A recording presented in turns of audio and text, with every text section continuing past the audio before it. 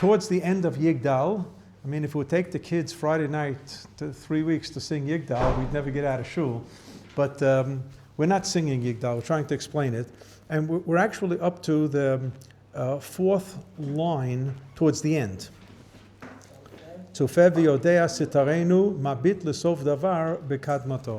What we've done so far in the first lines, the first 5, we talked about the existence of God in all different manifestations, that there is a God, number 1. He is one, and it's a type of one that's has no equal. It's not 1 as opposed to 3. The type of number 1 with regard to Kadosh Baruch Hu is that there's no equal at all, one and only, right? There's no bodily form to God, who is number 2 corporeal, right? And that God is the only one that's eternal before and after, and therefore assumes that the world was created. Because in the world of Greek philosophy, not everybody agreed with this, that there was a creation. There was a thinking out there in Greek philosophy of what's called the eternity of the universe. And one of the things that prompted the writing of the Moreh Nevuchim, and the Rambam is not a youngster, when he responds to this question of a student in Aleppo, which is Halab, in Syria. He had a student, but not somebody who studied with him in a shir. He never met him in his life. It was a correspondence type of Rebbe-student relationship, where this student asks the Rambam in a letter, I can make a trip to Egypt, I'd love to see you in person. And the Rambam writes back his daily schedule, he wouldn't have a minute to fit him in. And therefore, don't bother making the trip. And from here we learn the Rambam's daily schedule in terms of his working as a doctor in the Sultan's palace, and then coming back and running a community clinic for Jews and non-Jews alike until the late afternoon, early evening. And then he gets a little bit of a bite to eat and starts learning and writing. The Rambam says he had 20 effective hours of his day. 4 hours he slept, even though he recommended to sleep 8 hours. But he slept 4 hours a day. So the Rambam, to this student in Syria, in Aleppo, he's got questions because he's involved in studies of Greek philosophy. And with regard to Yahadut, things don't always jive or make sense or perhaps even contradict. So one of the questions was the eternity of the universe. And how does that jive with what the Rambam's saying is that there was a created world, with what the Medrash tells us, that God took snow from under his throne, Shelek mitachat kisei hakavod, and created the world. The suggestion there is that there was some primate material around that HaKadosh Baruch Hu uses to create the world. And the Rambam spends a lot of time in the Moreh Nevuchim to explain this on all kinds of levels while maintaining the belief that the world was created. And he has to explain what that shelling, everything is explained allegorically and so on. And he goes on to a whole diatribe in explaining Midrashim allegorically, because he says you cannot take them literally. If you take them literally, you're going to be in big trouble. And he says that the Chazal in their Midrash were using form, human form and material form, Dibrat Torah kelashon bnei Adam. The Torah speaks of in the vernacular that human beings can understand, and they explain things, except that we have to go a little bit behind those images and try to figure out what really the Midrash was conveying. And the Rambam actually promised at various junctures in his life a full-length book explaining the Agadot, the Midrashim of Chazal, and he never does it. But at least he partially fulfills his obligation in the Moreh Nevuchim, where he explains some of the esoteric Midrashim. He at least he takes it as a challenge, and he certainly does it. So this business that HaKadosh Baruch Hu is the only one who's Kadmon. So in Adon Olam we say Hu Haya, Hu Hoveh, V'Hu Yeh B'Tifaro. Kadosh Baruch Hu was, is, and will be. This is Kadmon Olam. And this even led to a thought in Chazal, and I say again, a thought. It's not something that's dogma, it's not something that's absolute, it's not something from Sinai, but it's a thought of Chazal that after 1,000 years of messianic times of Yemot Mashiach, God's going to push the reset button and everything's going to explode and disappear and disintegrate. And therefore, and so why would they even say something like that? So I once heard from a great professor, Professor Meir Hershkovitz, Zichrono Livracha, from Yeshiva University. You remember him? Is that, yeah. My teacher. Your teacher, my teacher also. Wow, we're in the same grade. Look at that. And it wasn't first grade. So I had him at YU for Jewish history, and he explained that Chazal was fighting Greek philosophers so on the issue of the eternity of the universe that they believed that that's not correct. There is a beginning, there is a creation, that not only did the world have a beginning, it can even have an end. It can even have an end, because the only thing that can't have an end is a Kadosh Baruch Hu. No, the idea that they were saying was more theological than prophetic in terms of what's going to happen. Nobody had a clue what was going to happen. But they said that this is a possibility. The world can come to an end too, and that's all. We're not going to stop our belief because of something like that. So the idea of Kadosh Baruch Hu being Kadmon L'chol Olam Asher Nivra, that we have here in the Yigdal, in the fifth line, the eternity of the universe, and then the fifth line had to do with the negation of Avodah Zarah, even though it doesn't show up that clearly in the poem itself. Hino Adon Olam L'chol Notzar Yorer Gedulato Malchuto. Translated, you don't see even what's called a zecher, or a recollection of idolatry, but in the Rambam's formulation of it, and I have it on the next pages where I have the Rambam's formulation under the title V'hayesod HaChamishi.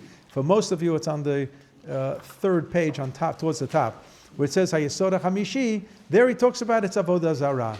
And and I emphasized this in the previous shiurim, where I said V'zeh Hayesod HaChamishi Hu Azara Avodah Zarah V'rov HaTorah Ba La'azhir Azeh. The thrust of Torah was to get us out of the orbit of Avodah Zarah. And I can tell you that for at least 1,000 years, until the destruction of the first Beit HaMikdash, it didn't work. It didn't work because Avodah Zarah was rampant in Eretz Yisrael, rampant. And it's one of the big three Avirot. What? It was rampant in Am Yisrael. What did I say? In Eretz Yisrael. Yeah, it was rampant in Am Yisrael, and that was really one of the big three that brought down the first Beit HaMikdash. It's interesting is that today, when we think of Avodah Zarah, and you go to the Israel Museum or the Eretz Yisrael, the Eretz Mikra, the Bible Lands Museum, or any time the Jewish Judaica Museum, you're going to start seeing all kinds of archaeological finds of pagan worship, including statues and figures and so on. You look at it and you say, it's just a statue. Why would anybody look at it as a god? So the point is, we weren't there to see the trance that people were in that brought about this kind of behavior. It was real. It was real, and that's the famous story of Chizkiah, of one of the Chachamim, one of the Chachmei Mishnah, who comes to Menashe in a dream, the son of Chizkiah. Chizkiah Melech made religious reform here. He eradicated Avodah Zarah, except that he couldn't check what was going on behind everybody's door.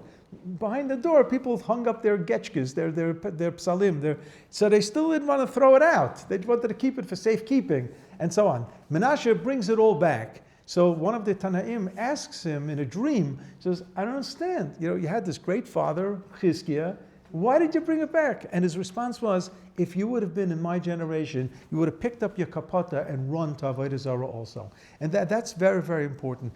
People have asked me here, she says, I don't understand, how can all yeshiva boys and people even with payas and everything, show up at ball games in America? I said, you never grew up there.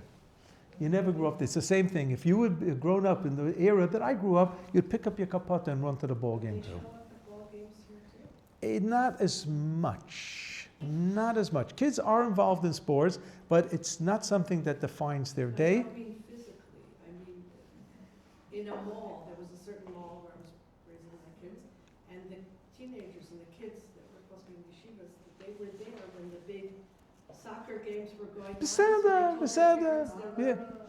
Okay, Beseda, that's charig. That's charig. I'm talking about regular participation. You have it obviously, but you don't have it in the same scope that you have it there. All right, you have in certain ballparks you have kosher. Mazda kosher stands, big time kosher stands. Not in my days, not in my days, but the Yankees became from in the last few years. And they open up the VIP suite at the end of the 7th inning for Ma'ariv, and 150 people will file in, and they'll daven Ma'ariv because they have the break, where they sing God Bless America. So if they're saying God Bless America, we say Baruch Hashem Havarach, so. But they also have TV visors there because in case the game continues, so you shouldn't, God forbid, miss a swing, right? So you see people going, Moedem Anachnulach. Yeah. Welcome to America. Welcome to America. Right. True. Anyway, then after he gets through Avodah Zarah, the flip side obviously is Torah. But in order to introduce Torah, the Rambam has to tell us about prophecy. And in order to talk about prophecy, he has to get to the unique prophecy of Moshe Rabbeinu. And to get to the unique prophecy of Moshe Rabbeinu, we get to Matan Torah, the giving of the Torah. Because Moshe Rabbeinu is there. He is the person who's the Matan Torah. And that is the conceptual difference between the unique prophecy of Moshe Rabbeinu as opposed to the other prophets. Where normally, when one speaks about all the prophets in the line, Shefa Nevuato Netano El Anshe Sigulato V'Tifarto, God gave an overabundance of showering of his prophecy to special, unique people. And then the next line was Lo Kam Yisrael Ke Moshe. There was no one as great as Moshe. Navi Umabit Tmunato. So this is unique. We usually talk about what do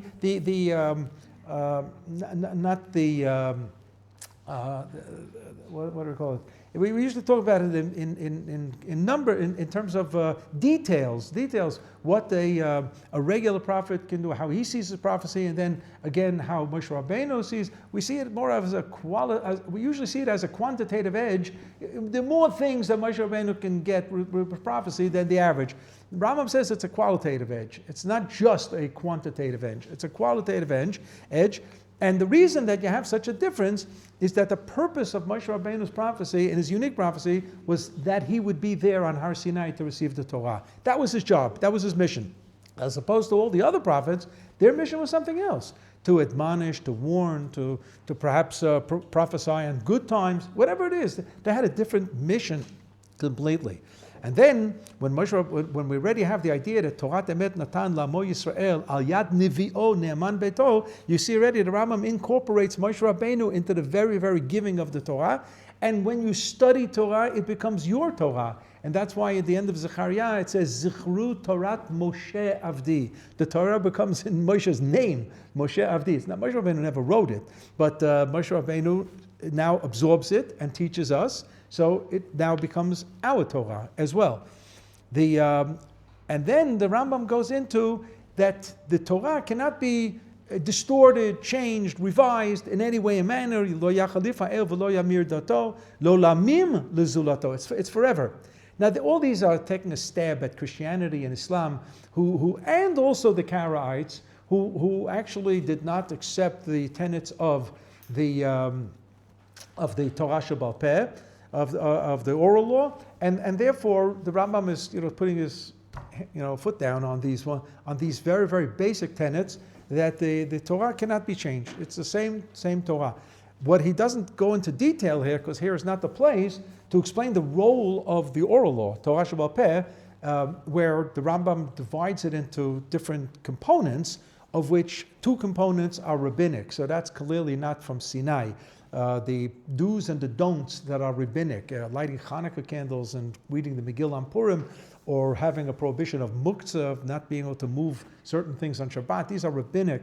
So that's obviously add-ons. But even the first 3 that the Rambam believes are biblical, the Rambam sees them somewhat differently. He sees the first category of those psukim, those words or phrases in the Chumash that are there, except that we don't know what the Torah is talking about, right?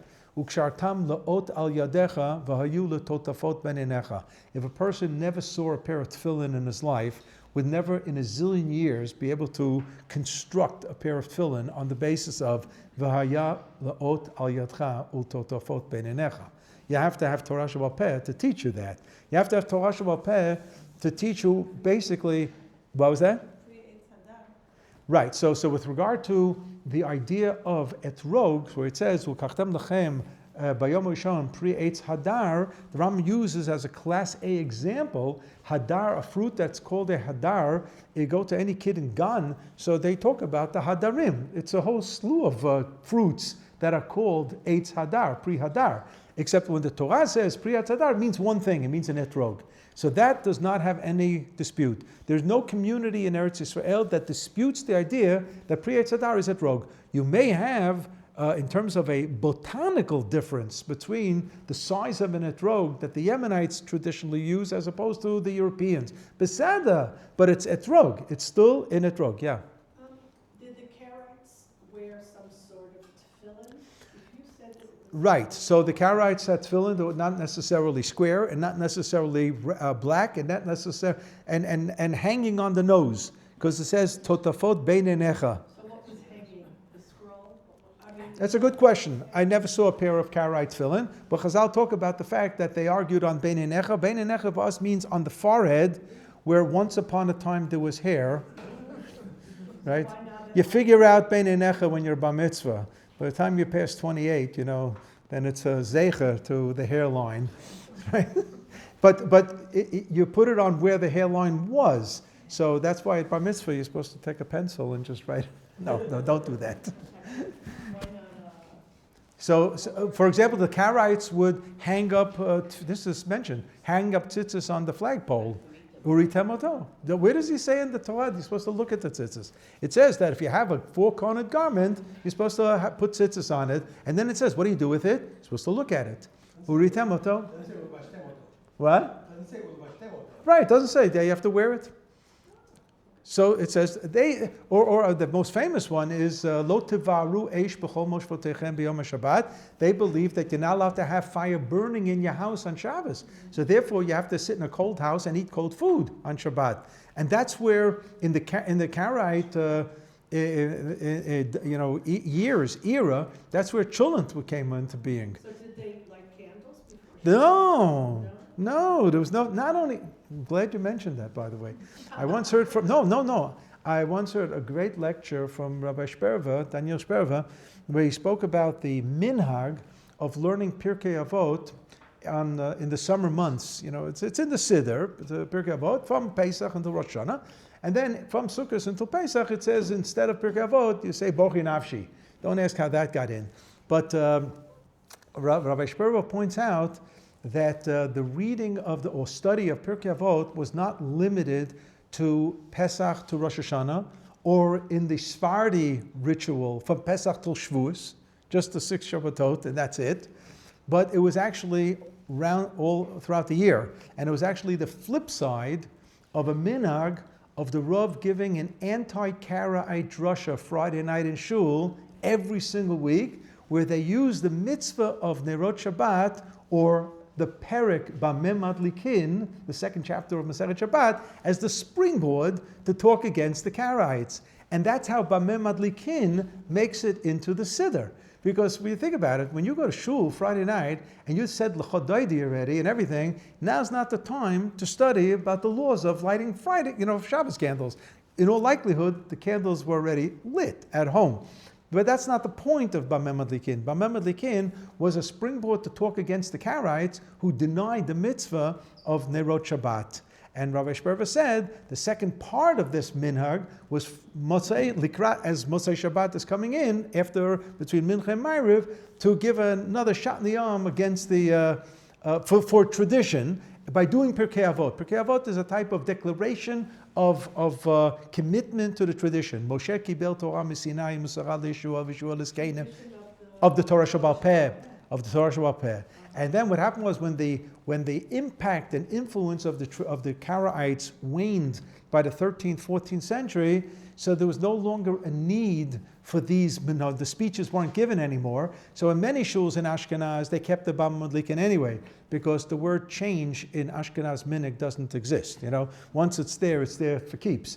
But in the Hasidic, more Kabbalistic orientation, it was dropped, and in its place, a piece of Zohar that most people don't understand, but they say it anyway, of Kigavna de Inun Mityachten, which has Roza de Shabbat, Ihi Shabbat, the secret of Shabbat. It's from Zohar, Parshat Vayakel, and the only reason a lot of people know it is because the Chazan Pinchik made a great cantorial piece from Roza de Shabbos. But this was in place of the Bameh Madlikin. And what happened with regard to the Motzei Shabbat, with the Friday late Shabbos afternoon, so the minhag shrank from Pirkei Avot the whole year to Pirkei Avot half a year, or Pirkei Avot for 6 weeks between Pesach and Shavuos. In other words, it lost its clout over the original reason why. So today, when I grew up, I said, why do we learn Pirkei Avot in the summer? Because the summer, there's a tendency to let loose, because it's nice weather and so on. You go out, so you need a shot in the arm of Musar. You know, only in a Musar framework can you come up with that kind of a reason. Now, many times, as the Rabbi always taught us, for certain minhagim, you can have multiple reasons for a custom. But somebody who's a historian wants to know, what's the source? What is the reason that we have it? And then, what are the alternative reasons or secondary reasons? And it doesn't mean they're not true. It just means that they were grafted upon the original reason and gives a little bit more schmaltz to it and so on. But when the Bameh Madlikin was dropped, or the full yearly study of Pirkei Avot was dropped, so then if you're going to do it for half a year, if you're going to do it for 6 weeks, so why? You know, what's left? So you have to come up with something else. I'll just give an example. You know, the Mishnah says, "Lo hayu yamim tovim liYisrael ki Yom Kippurim ve'chamisha asar be'av." So Yom Kippur, everybody knows why is Yom Kippur. Why is Tu B'Av? The Gemara gives us 6 reasons. Okay, so what's the reason? The Gemara doesn't tell us. And it's still, we're in a cloud. We don't know where did it start? Which generation did it start? It started in the days of the Midbar. And same thing, five things happened on Shavasa B'Tammuz. Okay, 1, 2, 3, 4, 5. But on which one did they make the Tzom? Moshe Rabbeinu broke the Luchot. That's the first one. Did anybody make a fast day of 17th of Tammuz because of that? And there's no indication for that. It shows that after there was already a fast of 17th of Tammuz for either 1 or 2 reasons, other things all of a sudden, hey, that also came out on Shabbat, and that also came out on 17th of Tammuz. So the Mishnah gives us a whole lineup of things that happen. So too with Tisha B'Av, 5 things happen in Tisha B'Av. Okay, but what's the reason that we have the fast on Tisha B'Av? What's the one reason? And then other things happen, right? The Meraglim happened Tisha B'Av, the Beitar fell on Tisha B'Av, Beseder. So I understand that in 1492 there was also a relationship somehow to Tisha B'Av, and so one of the Nazis' major decisions was how to happen in Tisha B'Av. Beseder. World War I started on Tisha B'Av. Yeah. And since World War I was basically the cause of World War II. Beseder, it's a nice drasha. It's a nice drasha. Right. Before I continue, I just remember I was supposed to announce that all the shurim today are sponsored by Mark and Deborah Zohar for the yard sites of Mark's parents, Kalman Chaim Ben Tzvi, the 2nd of Av, and Esther Bat Moshe, the 4th of Av, and all the shurim of our shurim for the series in memory of Elisheva Frist, Elisheva Sima Bat Zalman. Okay. Now let's look at the Tzofevio Deasis Tarenu, Mabit Lesof Davar Bekadmoto. It's 4 lines from the end of the poem. Tzofevio Dea Misetarena. Kadosh Baruch Hu observes and knows all the secrets. And he takes a look, Lesof Davar Bekadmoto. Lesof Davar. Do you remember Ata Zocher Ma'aseh Olam? We say in Rosh Hashanah, the second of the special brachot, Malchiyot, Zichronot, and Shofarot. Ata zocher maseh olam ufoked kol yitzarei kedem, right? Lefanecha kol ta'alumot v'amon briot lechol bibereshit, and it says there with regard to Kadosh Baruch Hu, tzofeh umabit at sof kol adorot. Kadosh Baruch Hu is taking a look to the end of generations. That's a question itself. That's not really zichronot. Zichronot is what happened. But to HaKadosh Baruch Hu, what will happen is no less zichronot than what did happen. And that's what the Rambam is saying here. That HaKadosh Baruch Hu, time is not a factor at all. It's nonsense to talk about, and it's sacrilegious even, says the Rambam, to talk about time of HaKadosh Baruch Hu. Yesterday, today, tomorrow, by HaKadosh Baruch Hu, it's all merges into one. And I believe I've already mentioned the Rambam in the first volume of the Moreh Nevuchim, where he says the Shem Havaya, the Yud Kei Vav Kei, if we would pronounce it the way the Kohanim did in Beit HaMikdash, it would be a contraction of Haya Hoveh V'yiyeh, was, is, and will be. Because that's really what a Kadosh Baruch Hu is. It's just above time, completely above time. Which means that any fraction of a second of our existence, which is legitimate human existence, Vayera Vayvoka Yom Echad, right? Kadosh Baruch Hu created time and place. Really, Einstein's understanding of the created world is correct. It's the graph of x, y, of time and place, and every human being is a dot somewhere in the XY graph of time and place. But a Kadosh Baruch Hu knows, his awareness of things is above time, which means the future is as relevant to Kadosh Baruch Hu as the past. Which means that human beings may not have control over their actions. Because if a Kadosh Baruch Hu already knows at this fraction moment in our time framework what's going to be tomorrow or in 100 years, then it's got to happen. It must necessarily happen. So where was your free will in determining what's going to happen? This was a major, major issue in general religious philosophy, including Jewish philosophy. That the tension and even contradiction between these two truths, that a Kadosh Baruch Hu, there is hashgacha, there is an awareness of what's happening, but not just what has happened and what is happening, but also what will be happening. There's a constant awareness with the doctrine of free will. How does that work in together where they seem to be contradictory? The Rambam in his Mishnah commentary to Pirkei Avot notes that Rabbi Akiva says 4 words in a particular Mishnah. Hakol tzafui v'harashut nituna. 4 words. Everything is known, and permission is, and reshut, and permission, not reshut, means permission, it means the ability. You have the ability to conduct your life. You have will, you have free will, you have b'chira chofshit, you have free will. Now, how does that work together? So the Rambam begins by saying something about Rabbi Akiva that in my humble awareness of Rambam texts, I can tell you the Rambam never ever gave marks, grades, good grades to our Chachamim. And here he says, this line, these 4 words are so important that it couldn't have been said by anybody better than Rabbi Akiva. I mean, imagine, to give the slap on the shoulder and says, Kol hakavod, you know, I couldn't have said it any better, you know, like perfect. And he says that, I don't have to explain it here, because in the introduction to the Pirkei Avot, the Rambam has 8 chapters, which is a book in itself. His introduction to the Pirkei Avot, it's called Shmona Prakim, 8 chapters. And in the 8th chapter, the last chapter, the Rambam is very expansive about the contradiction. He actually wants you to understand the contradiction. And I remember the Rav saying that 60% of the answer is to understand the question. And if you don't understand the question properly, why bother with the answer?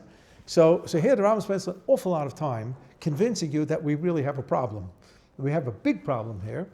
And at the end of the day, he doesn't really offer a convincing answer. He gives us guidelines how to move ahead with accepting both the notion of hashgacha and the notion of free will.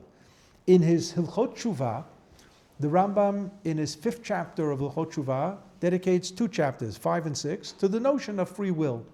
And there, he repeats this whole contradiction.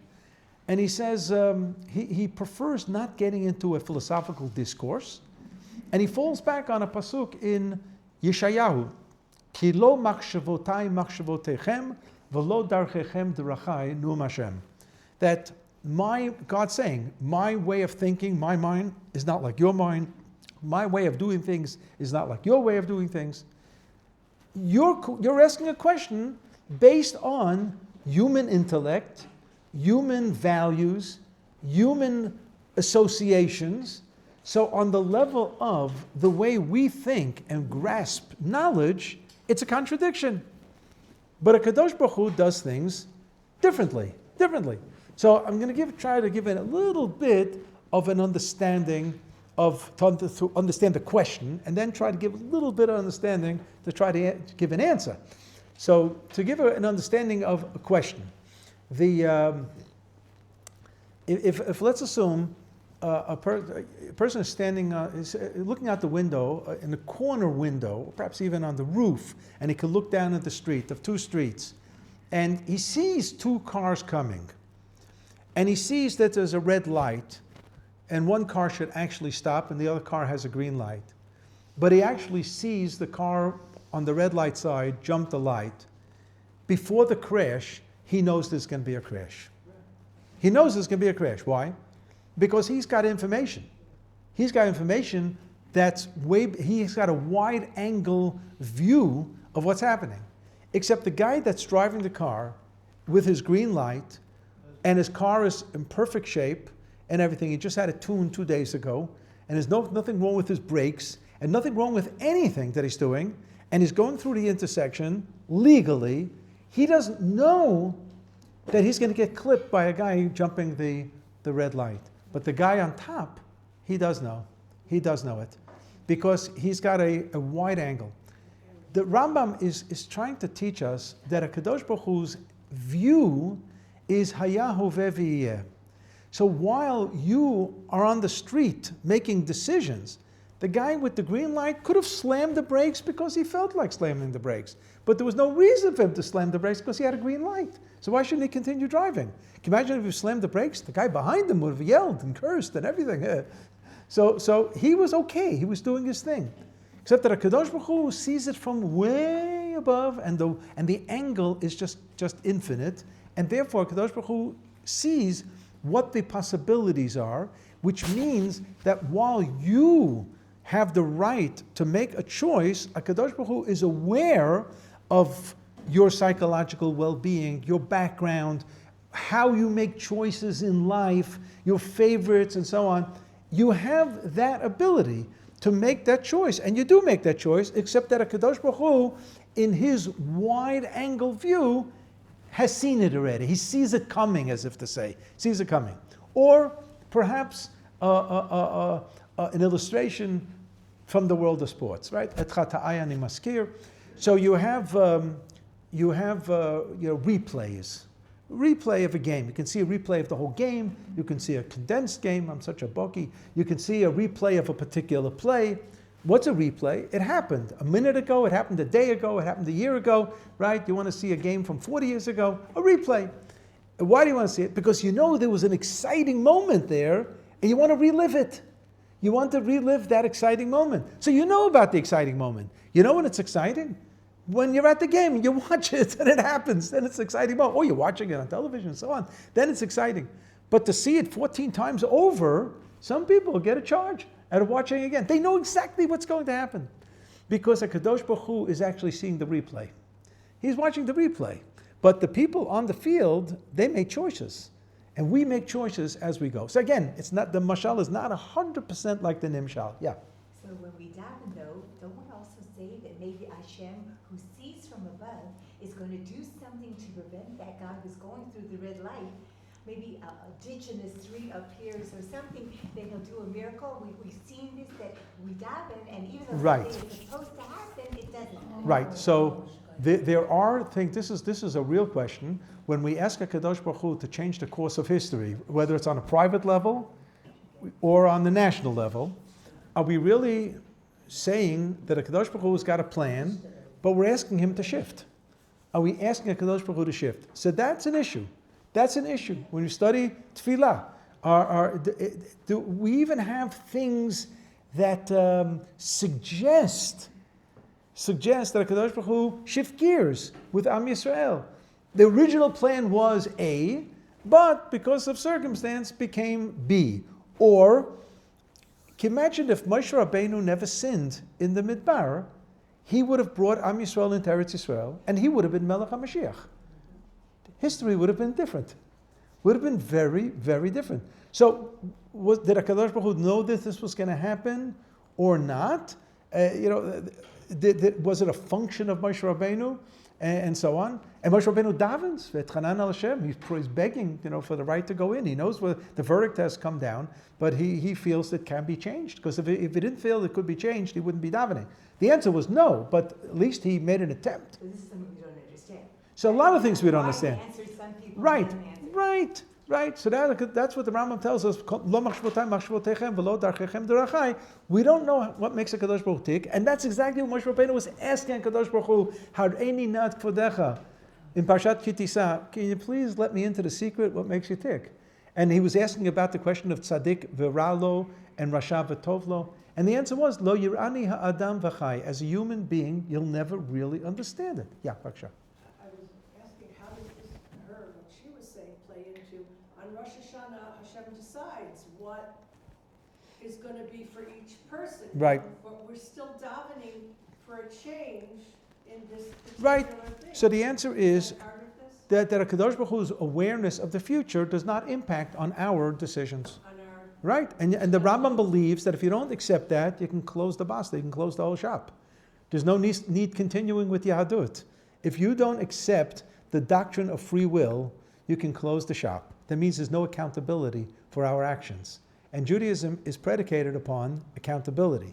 So what you have here, Tzofeh v'yodea setarenu mabit l'sof davar b'kadmato, only talks about hashgacha, only talks about Kadosh Baruch Hu's awareness of what's happening to people, presently and in the future. He's aware of what's happening.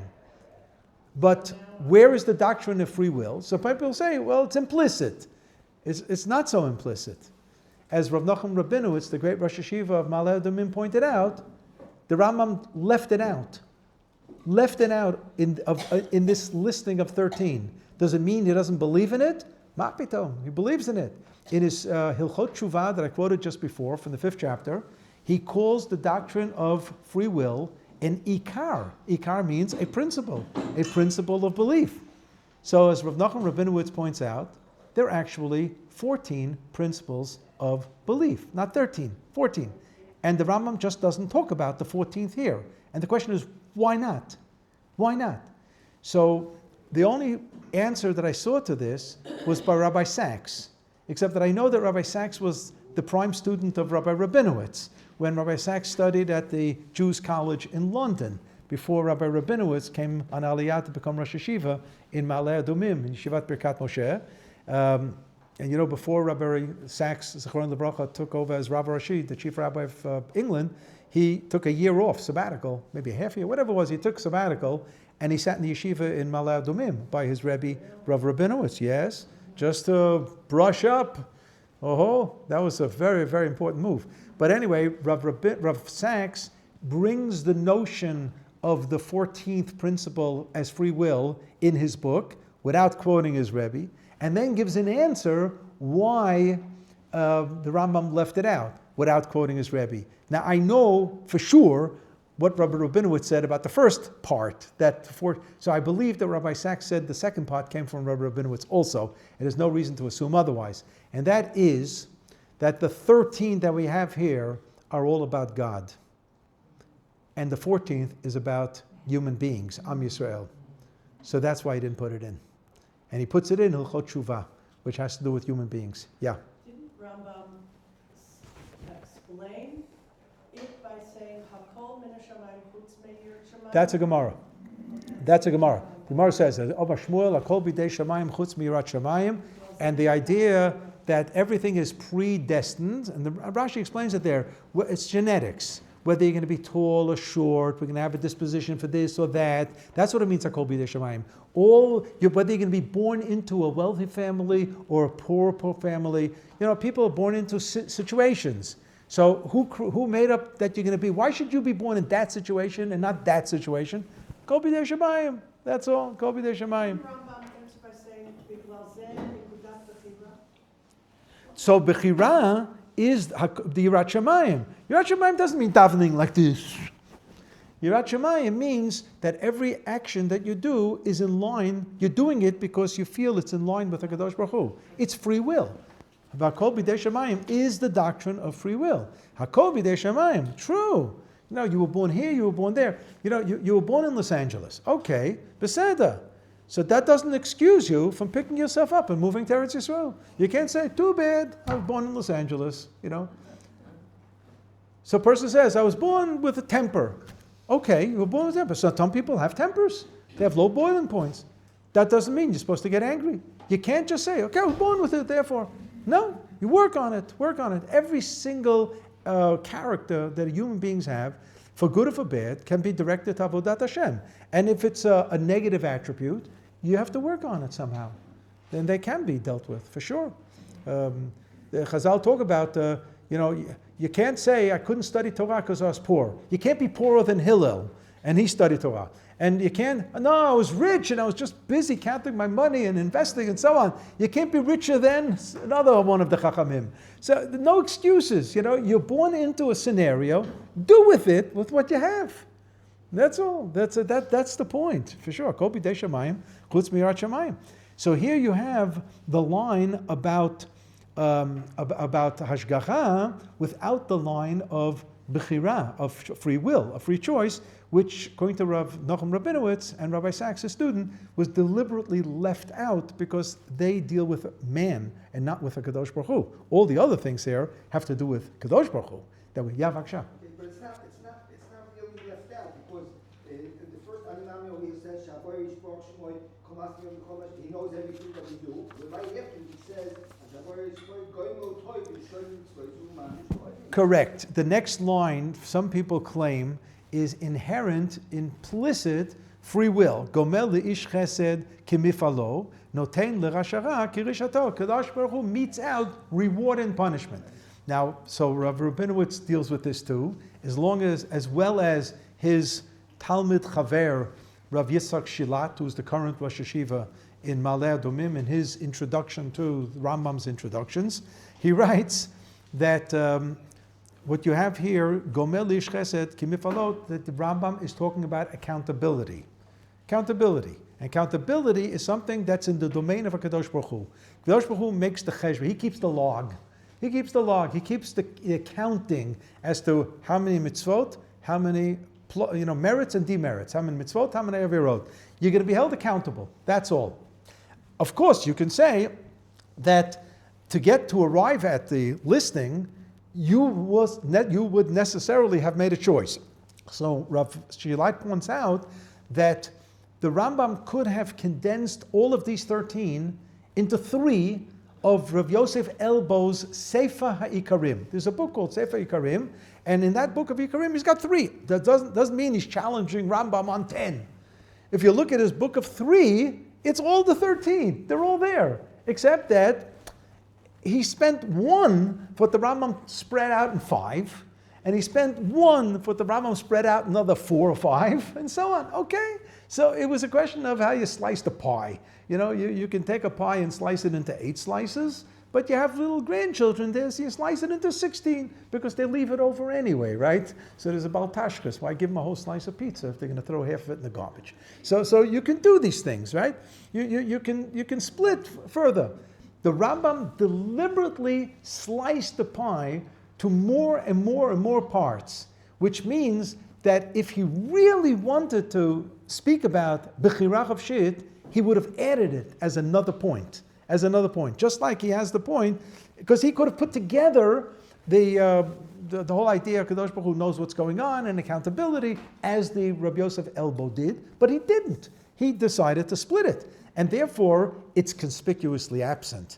It should have been a token mentioning at least in half of one of the phrases, if not one of them, and he doesn't do it.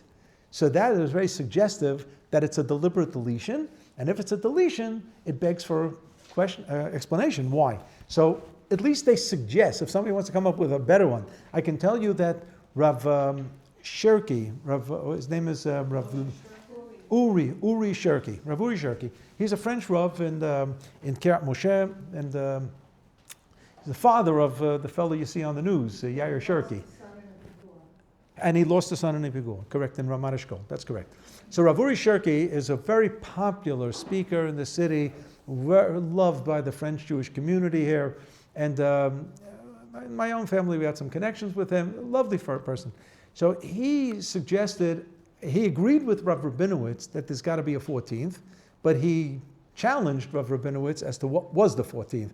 He shows that the Rambam in his book of mitzvot, in his Sefer Mitzvot, he talks about the mitzvah of Kiddush HaChodesh and Ibur HaShanah, making the calendar with the Rosh Chodesh and the leap years and so on.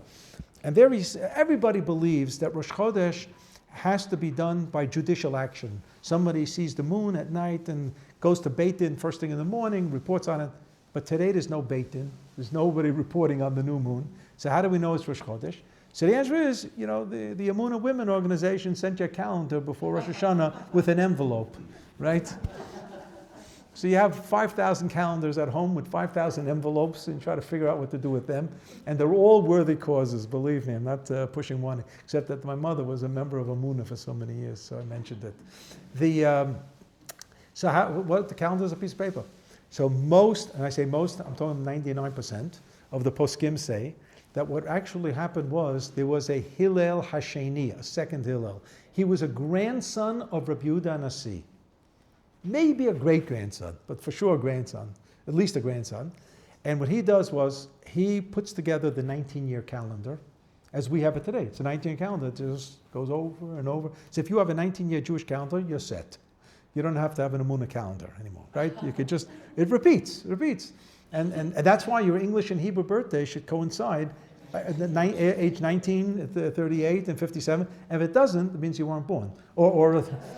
Or your birthday may be off, but you may be off by a day, and that's okay, because you may have been born at night, and the Hebrew birthday switched.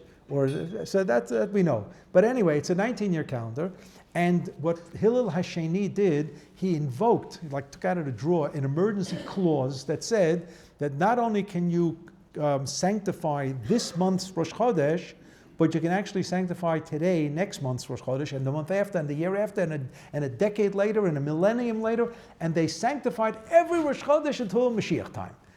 So basically, we do nothing, and the calendar just tells us which day has been retroactively sanctified in the days of Hillel Sheni.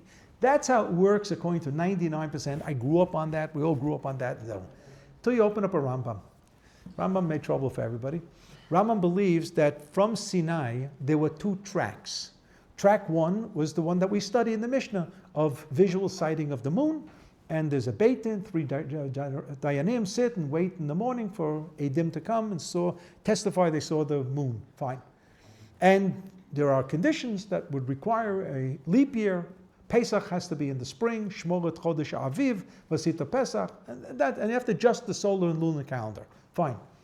But if the situation is out of commission, and that happened in the third, fourth generation of the Amoraim, because no longer was there the real smicha in Eretz Yisrael, and therefore the Beit Din did no longer had authority to deal with Kiddush HaChodesh and Ibur HaShana, we automatically go to track 2, like a switch track.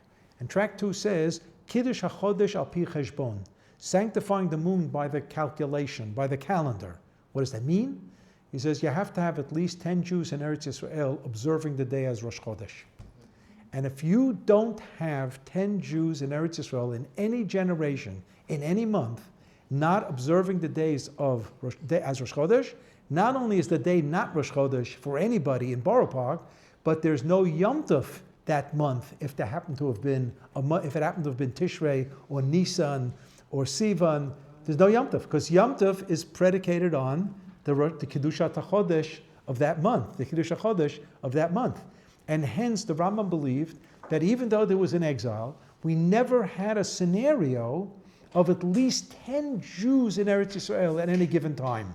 Today we have 7 million. Less than 10. If they're less than 10. And the Rambam says that less, why? Because he defines Am Yisrael. You want to know, you write in paper a definition of Am Yisrael. Rambam says, do you know what the definition of Am Yisrael is? At least 10 Jews in Eretz Yisrael. And he says, and if you don't have that, then it's the annihilation of Am Yisrael. That's what he calls it. But how can you prove that there was throughout time? Because historically there were always Jews in Eretz Yisrael, where there was communication between Bavel and Eretz Yisrael in the 6th century, in the 7th century, in the 8th century. We know there was. In the Middle Ages, there were Jews, and Rambam himself came to Eretz Yisrael in the 12th century. There were Jews. There were always Jews here. How many? I mean, the Ramban comes in the 13th century, and he says, I couldn't find a minyan in Yerushalayim. Okay, so he couldn't find a minyan in Yerushalayim. Doesn't mean there weren't 10 Jews in Eretz Yisrael. They were in Akko. You know where they were? They were Hebron, and then later Tzfat. But Tzfat had 2 earthquakes, which decimated it. So there were 10 Jews in Eretz Yisrael, for sure. and the Rambam defines Am Yisrael as at least 10 Jews in Eretz Yisrael. And everybody outside, they're what we call in Yiddish, mishpucha. They're related to us. They're family. They're family, that's all. But it's not Klal Yisrael. Rambam believes that Klal Yisrael, and this is the same Rambam who did not include the mitzvah of residing in Eretz Yisrael as one of the 613. That doesn't mean he was against it. That's a shir in itself. The Ramban argues with the Rambam and includes the mitzvah of residing in Eretz Yisrael as one of the 613. The Rambam never included it, but doesn't mean he was against it. He has a lot of nice things to say about it. So what I'm pointing out is that Rav Cherki believed that this notion that Am Yisrael is defined as the Jews of Eretz Yisrael, the Rambam himself in his book of mitzvot calls it Yesod HaYesodot. It's one of the absolute fundamentals of Judaism. And if that's the case, Rav Cherki says, here's the 14th. Here's the 14th. Okay, Beseda. Now I heard it in his name, but before I printed it somewhere, I wrote him an email and he confirmed it to me. So he said I can go public and say he said it and so on. Okay. The Rav once said something, I may have mentioned this last week, that was just in a homiletic sense. I believe I mentioned last week in one of the Mizrahi conventions where he said, Ani ma'amin be'emunah shlema she, I believe with full belief that the Torah is applicable and relevant in every single political, economic, social, theological, technological society, no matter what. No matter what the scenario that you're born into, you can't say, well, it worked for the Jews over there, but it doesn't work for me here. That's unacceptable. The Torah is elastic, and what makes it elastic is Torah Sheba'al Peh, is the oral law. That makes it elastic and makes it the ability to be applicable in all eras and all generations. So that the Rav never said to say a fourth Ani Mamin. He used it poetically in the drasha, but then he said it's implicit in actually the ninth, where it says Lo Yachalif Ha'el V'Lo Yamir Dato Lo Lamim L'Zulato. It's implicit that the Torah cannot be changed in a way, a manner, which suggests that Torah can be available and should be available for everyone in all times and in all places. Beseda. Okay, so now we're up to just the last two. So we're not going to be able to deal with it extensively, but we're just going to begin it now, but deal with it extensively next week. And next week is going to be, for this learning Zman, our last year. There's no such thing as a last year. The Rav said Torah has no finality. That's why he suffered from two allergic reactions. One was the printing press that suggests finality. You print the book, it's done, right? So I remember, I always tell people, the most honest thing I wrote in my book on the Rambam was the last three words, Tam v'lo nishlam. It's finished, but it's not complete. It's never, ever complete. And the proof is, I got 2 pages of printed tikkunim v'hashlamot, because as the book came out, why didn't I see this and why didn't I see that? And I got about 30 comments about extras to go on. Forget about some typos. There weren't that many typos, thank God. But there were add-ons, and more articles come to my attention. And beseda. So, was it sloppy on my part? Kacha. I never heard of this. I never heard of that before. Now I did. So I write it in if I put out a new edition. So I'll include it. That's all. So the Rav said that's why the Soloveitchik never printed. The Rav's grandfather, Reb Chaim from Brisk, his monumental work on the Rambam, Chidushay Rabbeinu Chaim Halevi on the Rambam, used in every Beit Midrash in the world. Reb Chaim never saw it in print. On his matzeva, on his monument in Varsha, it says, Hish'ir b'chtav yado chibur al Mishneh Torah shel Rambam. He left a compendium in handwriting and manuscript of a novelette on the Rambam, on Mishneh Torah of the Rambam. He never saw it in print. His sons put it out in print.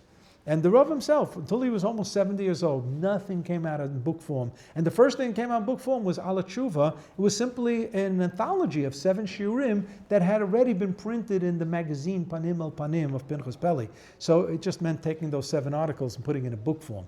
So now today at home, I think I have over 50 books that say the Rav, because things have come out. And the second analogy was to a siyum.